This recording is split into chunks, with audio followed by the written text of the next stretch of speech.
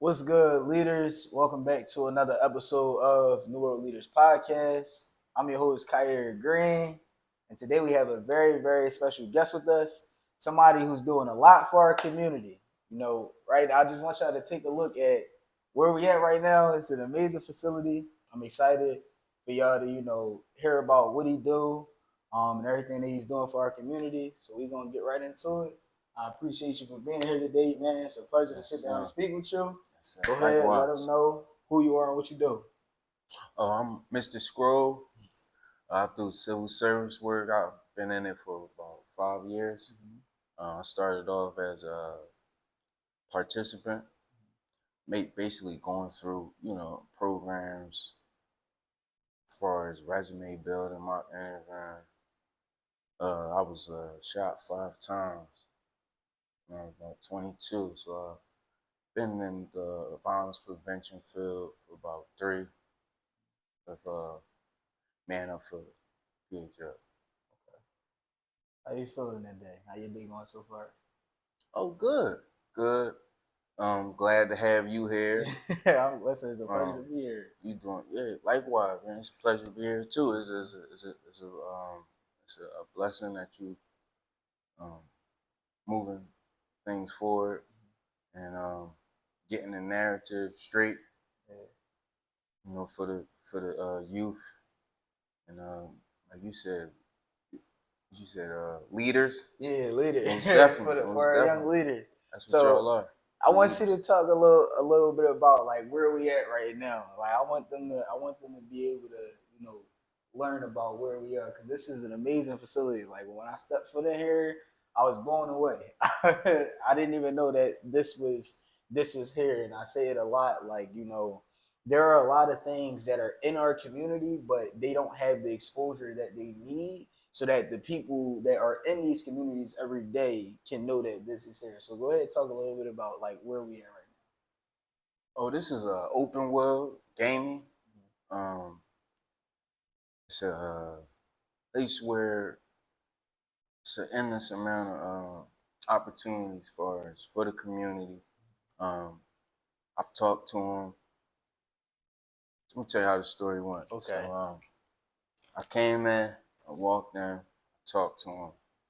I basically told him about his they place. And I was like, it's 18 computers here now.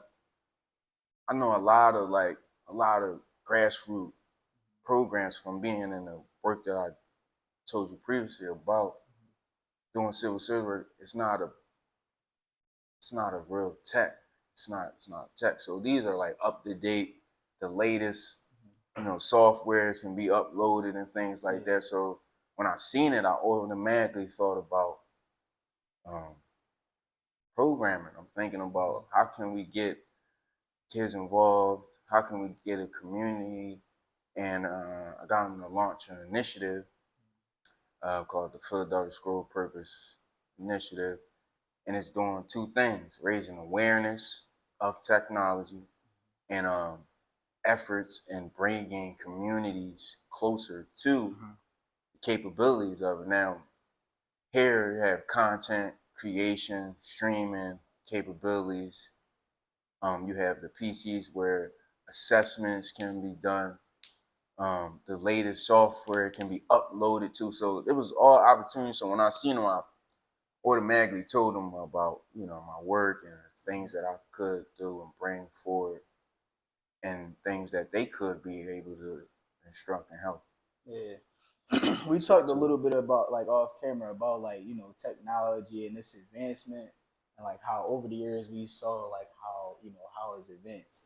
I want you to talk a bit about like why the relationship between people and technology is important.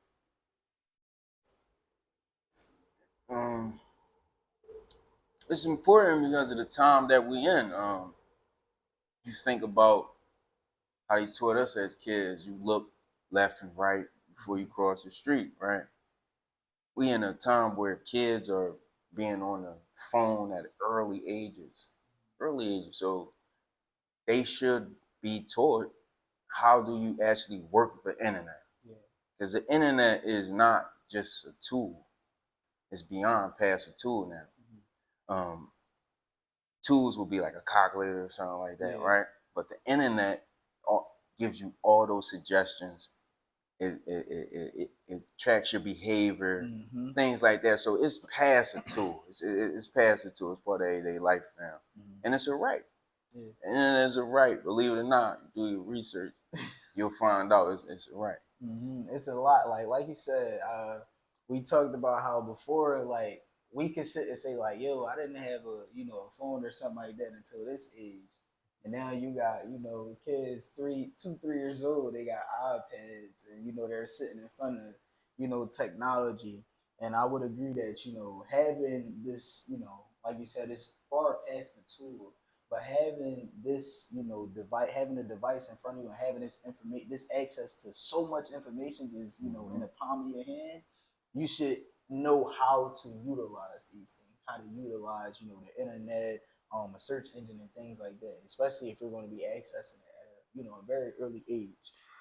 From your perspective, what do you think the average person misunderstands about their relationship with technology?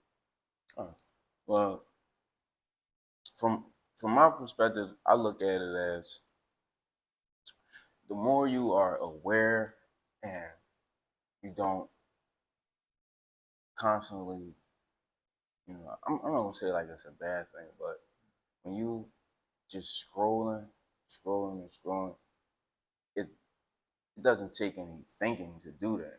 Critical thinking skills. If you aware about it, it actually goes down if you just not thinking.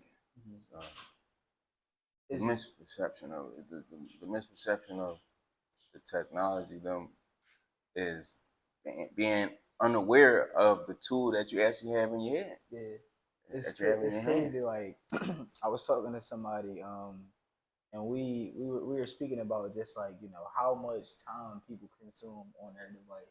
Maybe like scrolling on TikTok or Instagram. You sit there, start scrolling, and then next thing you know, you've been scrolling for 2 hours, and you don't even know.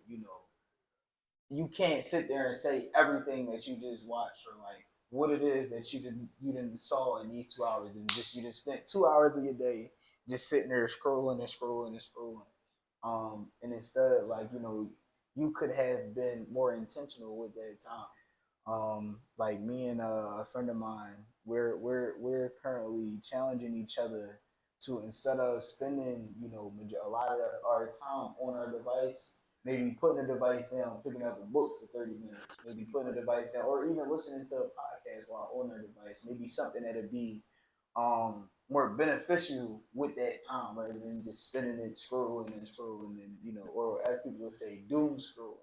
Doing Because that's something that a lot of people do. Like you just sit there and just continuously scroll and scroll, and you don't even understand everything that you consume. Um, and me and you talked about like how technology works. How is the algorithm? You talked about how it tracks your behavior. I had a conversation with somebody, and we spoke about like how you can have your phone in a room, be talking about something, 5 hours later, it'll pop up on your device. Mm-hmm. Or like, maybe a certain form of content that you're consuming, if the algorithm can tell like you're, watching this for a certain amount of time, they'll feed you more of that content. If you're liking a lot of these videos, they'll feed you more of that content because the algorithm will assume that this is what you want to see. And I think a lot of times people don't understand like how how much of maybe you just liking a video or watching something, how the algorithm can say, hey, I think that you like this stuff, so I'm going to feed you more. So I want to ask you, like, with that being said, how could somebody, I would say, freshen up their, like, their maybe for you page or something like that, so that algorithm could feed them more positive content rather than the content that they may be seeing now. I'm glad you said that because understand that you can create economics from your phone is the first thing. Understanding that if I'm watching this or that, or if I'm not paying attention or unconsciously just reacting to videos that can alternate a reality that's being mirrored back to me. So that's why I made Scroll Purpose, so you can actually give tools so you can be able to refresh your algorithm. But first, just raising awareness of you actually are doing scrolling. Yeah. So right here, when I go to, you probably not be able to see, but so when you like, you gotta think about that mirror.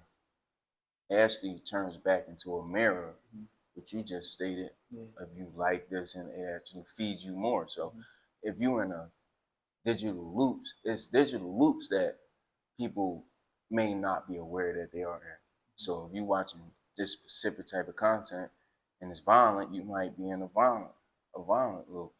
Might get auto suggested more videos, right? From you just maybe even sharing. You know what I mean? Then you thinking about the comment.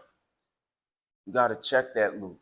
So you got comparison loops out here where people have lifestyle reels or point of views, the point of view videos.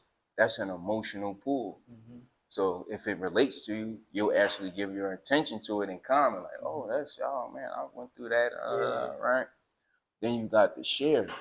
So before you actually share, think: is this going to build something, or is this going to tear somebody down, or is this going to help more feedback loops for me to learn actual something, or is it going to send more nonsense? Things like that. So that's just a little lesson of it. Break it down. Okay.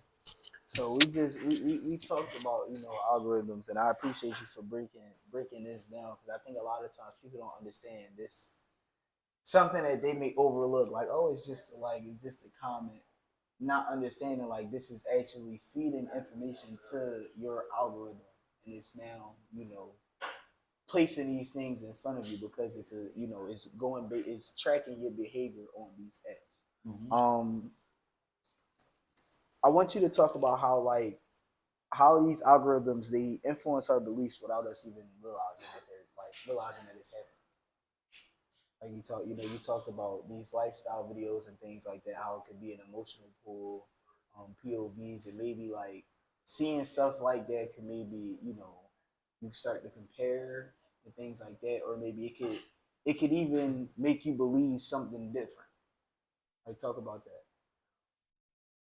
So what was the question on that? Speak about how algorithms, they could change our beliefs or shape our beliefs without us even realizing it. Oh, well, I don't like this. I don't want to say they're changing us. Um, it's just victim mentality. I don't believe that we are victims. I believe that once we know, we can do better. Just like with anything. Yeah. So true, if you watching this and watching that, it can affect a child's reality. But it's up to the community. It's going to take educators.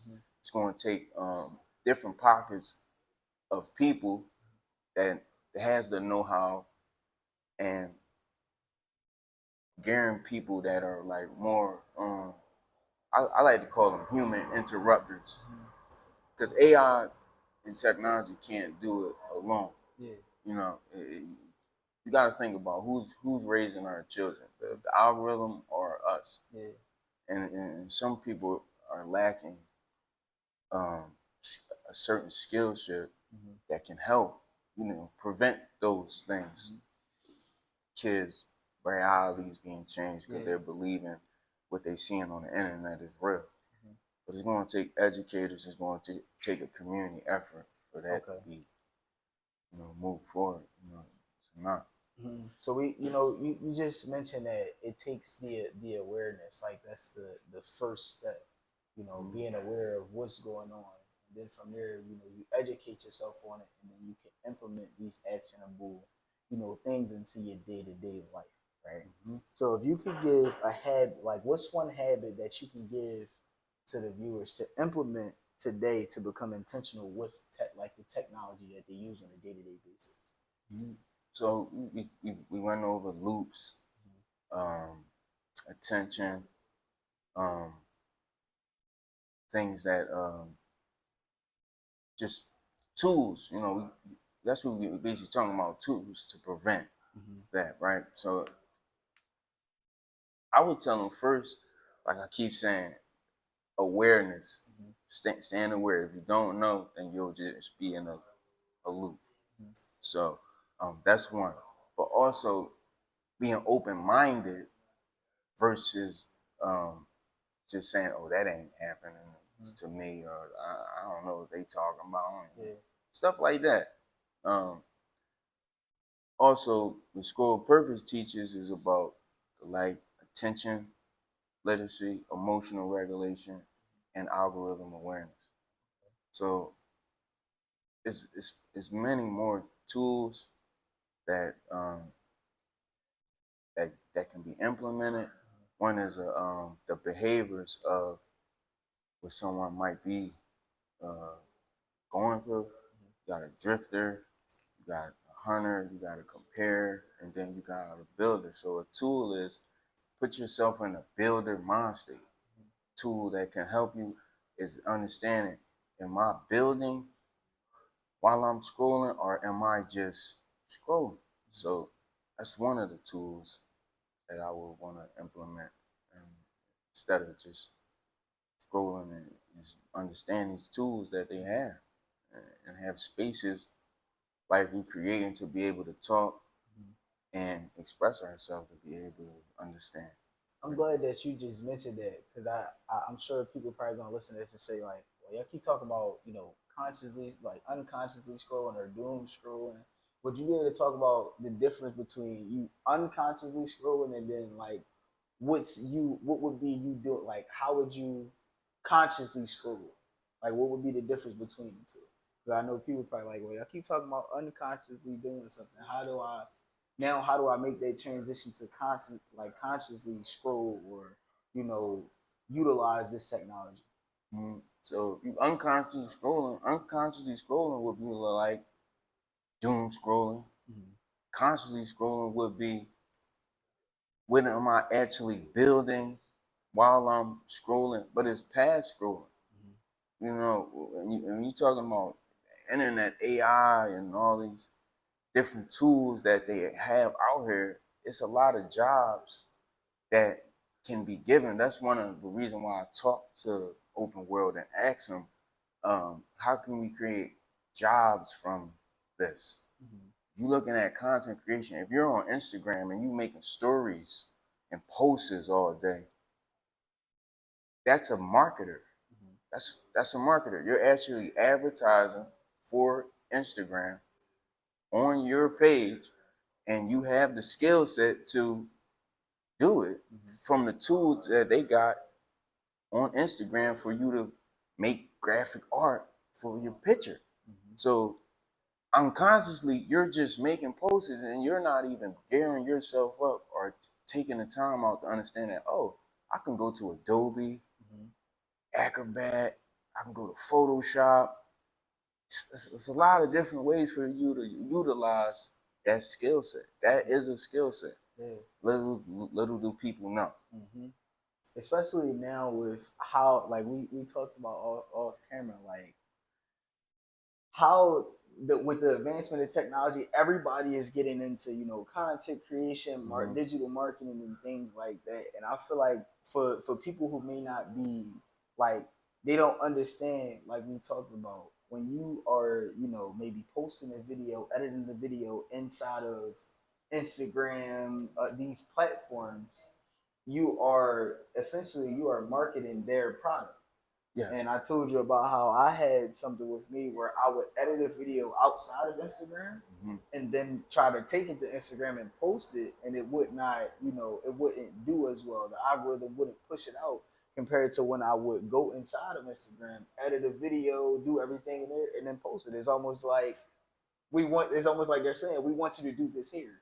Don't go somewhere else and then try to bring it here because we know that's not ours. We can tell. But when you do it here, we're gonna push this out to other people because now we understand you are marketing our product, the tools that we have inside the app. So we don't want you to go out and go have someone else do this for you. No, we want you to do this here. So yeah, it's something that like I think people should also understand. Like like you said, when you're in these platforms, you're editing videos, posting pictures. These like little actions that you may overlook, you don't understand that you're actually marketing this platform's product, and they incentivize you for doing that. They'll push out your video because you're inside of their using their tools to jazz your video up, make the different cuts and everything like that, add sounds. They'll push this out. But the moment that the algorithm can tell, like, wait, this isn't our work, these aren't our tools, we don't want this here. We want to keep everything in house because we won't benefit from you bringing this content from who knows what where you edited onto this platform. Now it's like people will see, oh, that might be better. Instead of me using Instagram tools or Adobe's tools, let me go here. The platform won't benefit from that. So it's like we don't want it here. And that's the job you described. Yeah. That's called data analytics. The reason why they want you to use those tools in there because they're tracking all that information on what's the hottest font, what's the hottest, how they got the landscape or the square or things like that formatted. They need to know what that actually is for them to say, we're going to upload that tool for someone to make a post again. So that's why they don't want you to do that because they need to know for their business. Yeah, it helps them further, what it is that they're trying to do, and then also it's also a way for them to give you these suggestions. Like I was speaking with an individual, and we were talking, and I'm like, listen, they were asking like, well, how do I better understand which content that I'm posting? How do I understand what's performing well and what's not? And I'm like, whatever that you're posting on, they have a tool for you to use. All you got to do is study your analytics. You are now able to see the average watch time on a video, when people stop watching, or when it's like what it is that catches their eye. When you understand these things and you can now track your viewers' behavior, you can take all of this information and put it into your next video. So if you see like, okay, I posted 10 videos, and across these 10 videos, every last one of them, people will stop watching after 5 seconds. You now analyze these 10 videos and see, what did I do within these 5 seconds that had somebody sit here for just 5 seconds? And how can I now take this and implement this into my next 10 videos? So instead of watching for 5, they can watch for 10 or even watch the full video. And this is now how not only are you able to, get people to, as we talked about, that attention currency, spend more attention here, on these videos. But then the algorithm will say, hey, many people are watching this video for 20, 30 seconds. We feel like everybody else needs to see it, so now we're going to push this out to more people. And people overlook, especially like a lot of content creators now. When I speak to a lot of them, it's like they overlook this tool that's in front of them. Your analytics tool is telling you these behaviors from the people that are viewing your videos. Maybe it may have 20,000 views, but people stop watching after 2 seconds. They're not getting all of the information in the entire video. Yeah, the viewer count is there, but the retention time is just not working. People are stopped watching after 2 seconds. That's not good compared to a video with 600 views and everybody watched the entire video. It's like, which one do you want? Do you want people to watch some of the video and you have the higher view count, or you want people to watch all of the video and have the lower view count? So I think that's also something that people should take heed to when we talk about this tool, like analytics tool, and just like studying the behavior, especially if you're in the content creator space, because it's a way for you to analyze these things and continue to grow.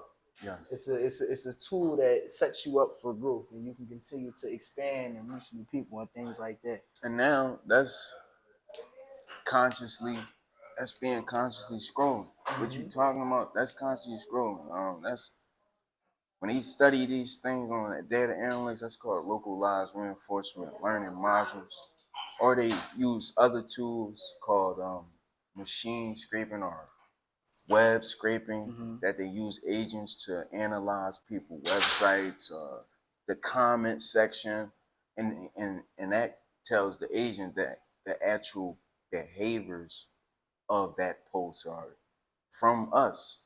So that's another tool for them to understand that these tech terms and these tools, and that's how you become aware instead of just scrolling. It's a lot going on behind that scroll. Yeah. It's a lot more going on. It's awareness, just having awareness, and that's what the Philadelphia Scroll Purpose Initiative wants to do: raise awareness and bring forth communities to be able to be technologically advanced and be welcoming, because we don't all got the answer to AI or technology. Some people are at different levels. You know, if you think about equality and equity, equality is giving everybody, like this room, a computer. Yeah.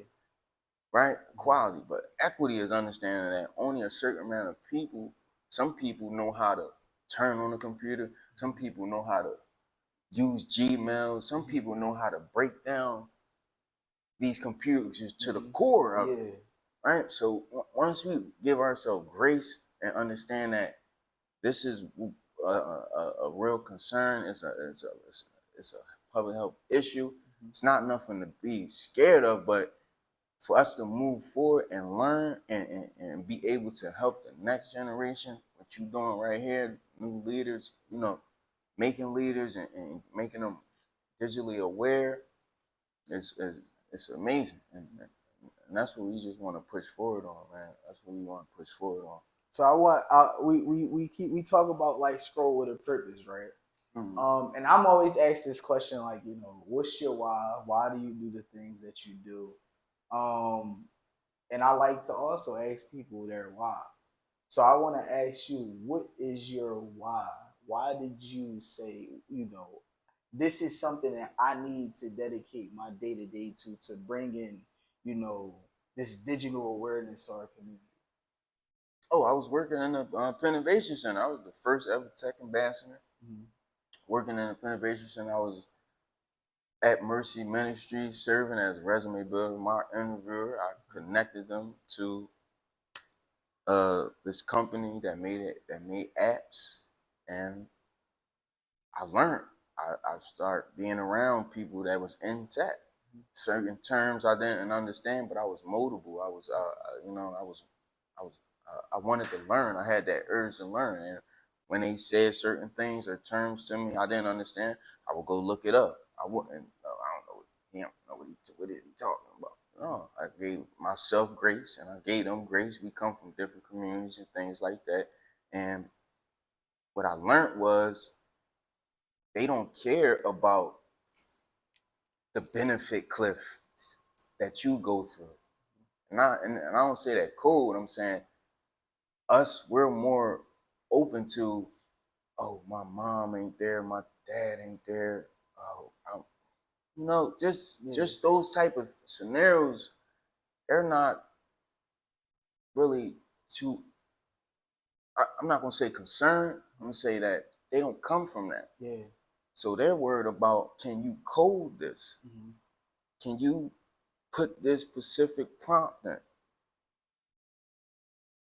It's like really hard to explain, but coming from two different communities. So that's why we need mentors, people that's going to be able to, just build up that awareness level, and they can have respect for that culture. It's crazy that you just said that. Like, you're not, when you mention, like, individuals coming from two different communities, it's not like they don't care. They don't come from that, so they don't understand it. I had a long conversation with my cousin about how, you know, even two people who come from the same household and went through the same things, their perspective and how they see it and how they're affected by it is totally different. Mm-hmm. Like even with two people coming from the same thing, they aren't affected by it in the same way. Like me and him, we share very similar experiences. We come from the same family, have dealt with the same things coming up, but we're affected by it totally different. And it's not like, hey, I don't care about what you went through. It's just I can't see it from your perspective because I'm not you. So Mm-hmm. you may take it one way, but I'm taking it in a totally different way. And it's all like, not I don't care, but I'm just not you, so I can't understand it. Mm-hmm. And then you talked about a mindset that I feel like is something that I talk about all the time. Having the urge to continuously learn and be a student in a space. I was always taught by my old heads, no matter where you are, on the totem pole of life, which end you're on, there's never a time where you cannot learn something at any age. You can always learn. True. So always have, when you walk into a space, never walk into a space feeling like you know everything. Never walk into a space feeling like you're better than anyone in the space. Because when you walk into a space, there's always opportunity for you to learn from someone, from something in the space. There's always something that you can take away from it.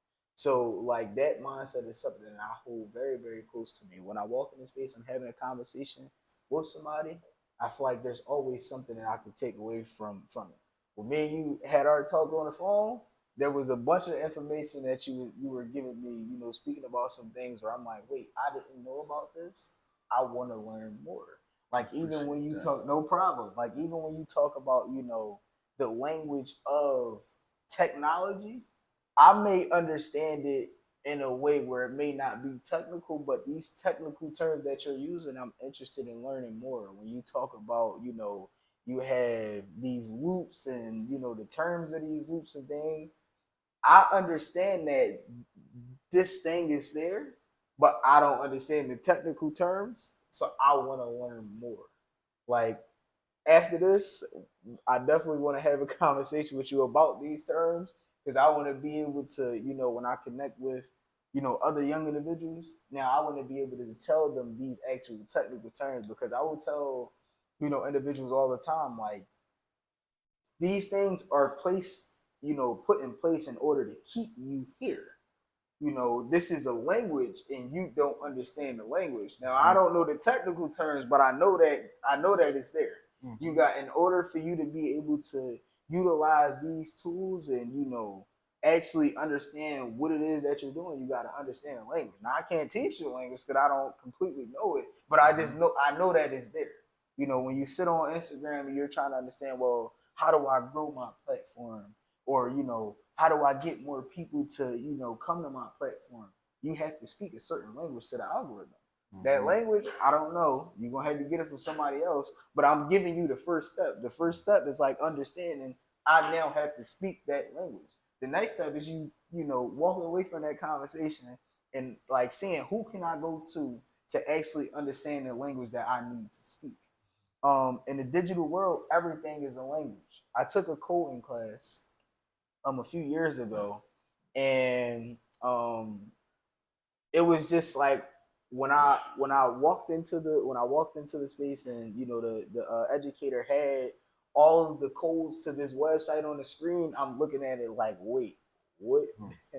What am I seeing? I see green, red, a bunch of different periods and dashes, and I'm like, hold on, time out. I'm like, wait, when we go onto a website, maybe the shop or something like that, this is the behind the scenes. Mm. This is the code that goes into, the understanding. When you click this button, we want you to go here. Mm-hmm. When you click checkout, we need to now connect with your bank and everything to actually process that transaction and so on and so forth. Like there's a lot that goes into everything that we use on a day-to-day basis, and we don't even understand it. And as we talked about with the advancement of technology, I think that is I think that everybody should understand the language of the things that we'll be using. Like we talked about AI. AI is something that is continuously growing. And people have many concerns about AI and everything. I don't want to get too deep into it, but I look at it as like with the advancement in technology, it's becoming a thing where even if you were brought up in a time where you may have understood some of the language, you still need to further your knowledge on it because of how much it's advancing. Like I log on to Instagram sometimes now and at the update, and I'm like, wait, how do I use it? They didn't switch some buttons around, move this, move that. Now I have to, re-educate myself on some of these things because, they're continuously advancing, taking buttons off, adding buttons. It's a lot that goes on. But, even if you have like some understanding, like I just said, I think that, you can always learn. Um, Now, when we spoke on the phone, we talked about we talked about a few different things, but the one thing that we spoke about with Scroll with a Purpose is like like the actual purpose of it and what it is that y'all are trying to do here. You sent me some videos of young individuals being involved with Scroll with a Purpose, and they're talking about social media and how it works, understanding certain things. If you could give me like your favorite interaction that you've had with a young individual so far, being involved with Scroll with a Purpose, what would it be? Them actually understanding it. Mm-hmm. Uh, I had fears of, just those terms and things that you was talking about, Mm-hmm. but they actually understand. They do, they do, and taught me some things too that I didn't even know, So Mm-hmm. I mean, it's beautiful to see him like actually like express and stop.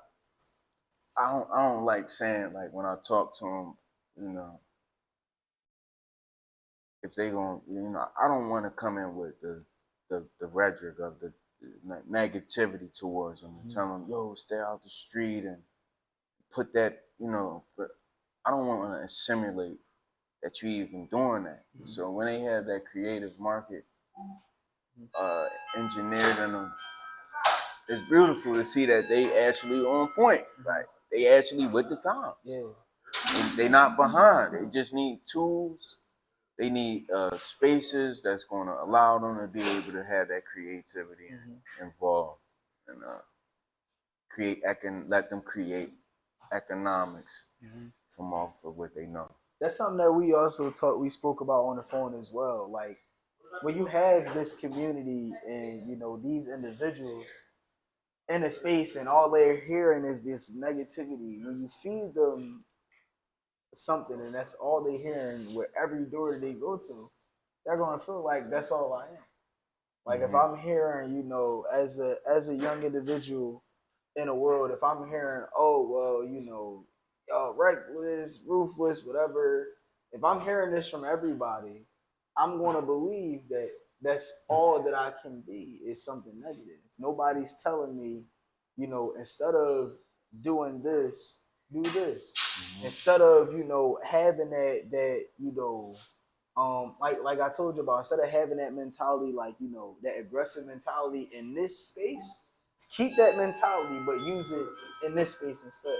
Navigate Mm-hmm. over here and keep that mentality, like I need to be better, and things like that in this space instead of over here, because it could be beneficial to you in your future life. Mm-hmm. Yeah, that was. I'm glad that we had that conversation on the phone. Me and you both said after I talked about that and went down that rabbit hole, like when you hear something with me being connected to these young individuals, like they have a lot of things that they want to do, but everywhere that they go is like they're only hearing these negative things about themselves. So if I'm hearing this, and this is all I'm hearing from everybody, how does one expect for me to now do something positive or navigate to a space where y'all would want to see these group of individuals to be when nobody's taking the initiative to say, you know what, I'm not going to tell y'all these negative things. I'm going to tell y'all, give y'all tools and put these things in front of y'all so now y'all can channel that energy into something different. Yeah, I'm glad that we had that conversation. What what are some daily practices that could help people reclaim their attention, like this currency in our world?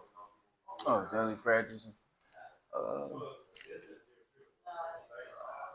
Daily practices. Of school purpose or mhm. I Like put my their hat attention down. I'm when they, looking like they using this technology. How can they reclaim their attention to where so now they're making that shifts from unconsciously utilizing technology to consciously utilizing start learning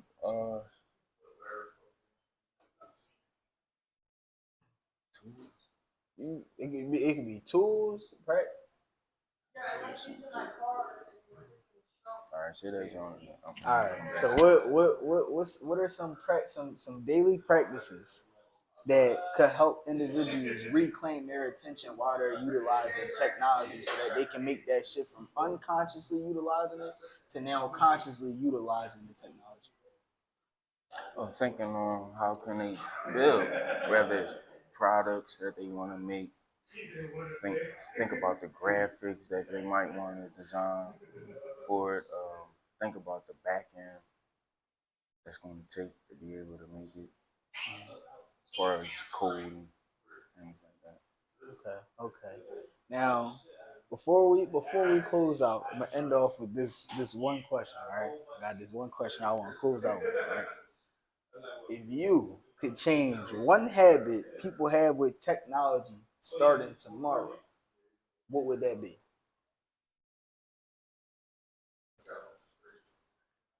Have purpose. Have purpose for what you're actually doing. When you think about content creation, you have a purpose to make leaders, right? Scroll with purpose. Purpose is to connect communities towards better opportunities and offer gateways for economic mobility in that field. And like we see around us, there's a lot of, you know, I don't think they can really get the back of it. Yeah, The we go, back we go, of it. we go. I'm gonna listen. I'm gonna make sure that y'all can see this. Y'all gotta see it. I'm gonna make sure that y'all see the whole thing.